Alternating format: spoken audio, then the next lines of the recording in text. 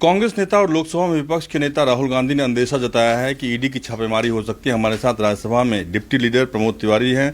Sir, जिस तरीके से राहुल गांधी ने अंदेशा जताया है कि उनका चक्रव्यूह वाला भाषण पसंद नहीं आया दो में से एक को और उनके यहाँ छापेमारी हो सकती है। देखिए, राहुल गांधी ने कहा है तो जरूर उनको सूत्रों से पता लगाओ, लेकिन सारा देश देख रहा है भाजपा के डीएनए में तानाशाही है। वो अपने पार्टी के अंदर भी करते हैं, पार्टी के बाहर भी करते हैं।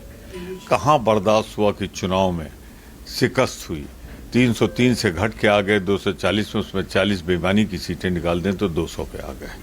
और बचा खुचा पार्लियामेंट में एक साहसी निर्भीक आंकड़ों के साथ जिस तरह राहुल गांधी ने उनकी दुर्दशा की है ना, उसके बाद अब बचा कुछ नहीं बीजेपी के पास। वो तिलमिला रही है कैसे राहुल गांधी की आवाज़ को कमज़ोर करे। पर याद रखना, ये इंदिरा गांधी का पोता है, राजीव गांधी का बेटा है। इसे न डराया जा सकता है, न धमकाया जा सकता है और न इसकी जुबान को रोका जा सकता है। बहुत दिनों बाद देश एक सशक्त नेता विरोधी दल देख रहा है जिसमें सच को सच कहने का साहस।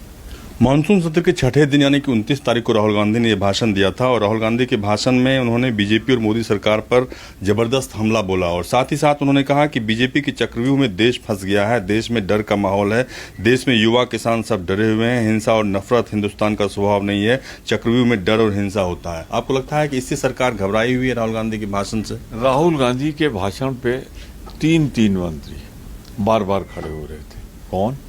रक्षा मंत्री, गृह मंत्री, प्रधानमंत्री और 2-4 मंत्री। और मैं तो सिर्फ इतना कहूँगा, बहुत ही साफ सच्चा मन से राहुल गांधी ने जो कहा वो हिंदुस्तान की तस्वीर है, हिंदुस्तान की सच्चाई और हकीकत है। राहुल गांधी उन लोगों में हैं जिन्होंने देश की तस्वीर रख दी और चक्रव्यूह से तुलना करके उन्होंने इनको इनकी औकात बता दी।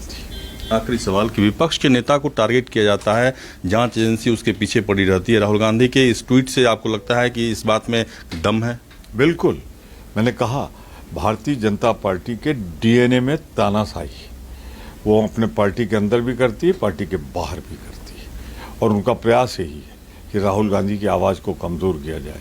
पर शायद वो राहुल गांधी को ठीक से जानते नहीं। वो न डरने वाले हैं न घबराने वाले हैं। पूरी ताकत से जनता की आवाज़ को वो रखेंगे। ये मैंने इतने दिन तक उनके साथ काम करने के बाद महसूस किया। धन्यवाद हमसे बातचीत के लिए। कैमरा पर्सन जहांगीर के साथ रमन कुमार, दिल्ली न्यूज़ 24 की कोशिश करते हैं और ये आप एक्स पर पोस्ट देख सकते हैं। राहुल गांधी लिखते हैं, अपार्टली टू इनवन डिडंट लाइक माय चक्रव्यूह speech, ED insiders tell me a raid is being planned। ये राहुल गांधी लिखते हैं। वेटिंग विद ओपन आर्म्स और वो ईडी को टैग भी करते हैं। चाय एंड बिस्किट ऑन मी, ये राहुल गांधी की तरफ से एक्स पोस्ट